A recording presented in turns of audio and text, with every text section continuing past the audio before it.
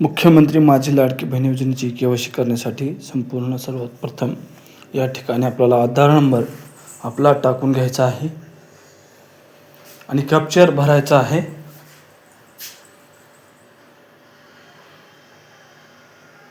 Capture भरल्याच्या नंतर मी सहमत आहे यावर क्लिक करायचं. OTP येईल.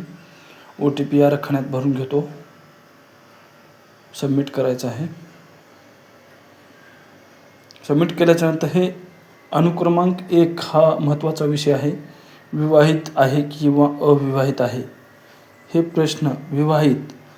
विवाहित असल्यास पती हयात आहेत, पतीचं निधन झालं आहे, घटस्फोटित आहे, हे 3 विषय महत्त्वाचे आहेत. व्यवस्थित निवडा. आता हे विषय पतीचं नाव वरी येईल आणि आपल्या कास्ट निवडायची आहे. आपली जात कोणती आहे ते या ठिकाणी निवडा. या ठिकाणी निवडल्याच्या नंतर हे दोन्हीही ऑप्शन आपल्याला नाही करायचे आहेत.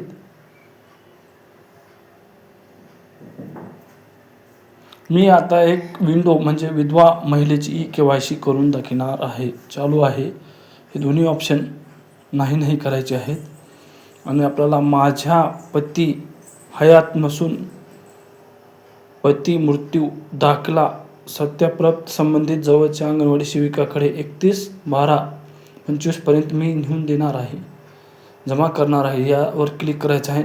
या ठिकाणी पहा आपली केवायसी पूर्ण झाली. धन्यवाद. जय हिंद, जय महाराष्ट्र.